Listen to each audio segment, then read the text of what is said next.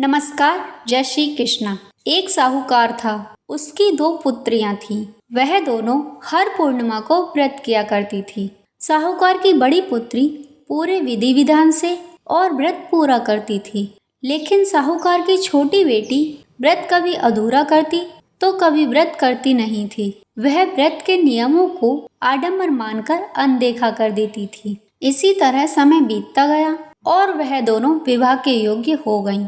तो साहूकार ने अपनी दोनों बेटियों का विवाह कर दिया। विवाह के कुछ समय पश्चात वह दोनों गर्भवती हो गईं।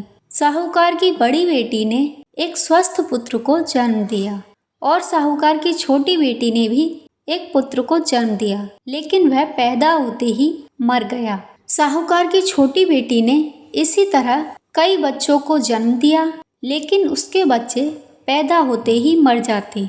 ऐसा कई बार होने पर उसने ब्राह्मणों को बुलाया और अपनी व्यथा कही और ब्राह्मणों से कुछ धार्मिक उपाय पूछा।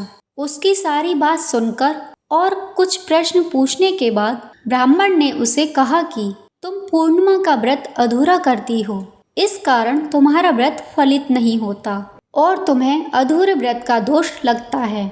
ब्राह्मण की बात सुनकर छोटी बेटी ने पूर्णिमा का व्रत पूरे विधि विधान से करने का निर्णय लिया और व्रत पूरा किया। व्रत करने के कुछ समय पश्चात उसने पूर्णिमा आने से पहले एक पुत्र को जन्म दिया, परंतु वह भी शीघ्र मर गया। फिर उसने अपने बेटे के शव को एक पीढ़े पर रख दिया और उसे एक कपड़े से इस तरह ढक दिया कि किसी को पता न चले।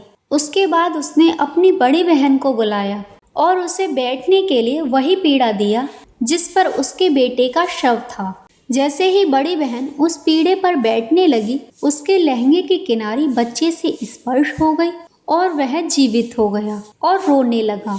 इस पर बड़ी बहन पहले तो डर गई, फिर छोटी बहन पर क्रोधित होकर उसे डांटने लगी कि क्या तुम मुझ पर अपने बच्चे की हत्या का दोष और कलंक लगाना चाहती हो? मेरे बैठने से अगर यह मर जाता तो?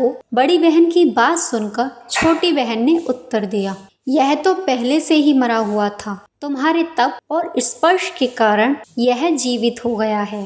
पूर्णिमा के दिन जो तुम तप और व्रत करती हो, उसके कारण तुम दिव्य तेज से परिपूर्ण और पवित्र हो गई हो। अब मैं भी तुम्हारी तरह पूर्णिमा का व्रत और पूजन किया करूंगी। इसके बाद छोटी बहन ने पूर्णिमा का व्रत पूरे विधि विधान से किया। घटना के बाद नगर में ढिढोरा पिटवाया गया। पूर्णिमा का व्रत विधि विधान से करना चाहिए।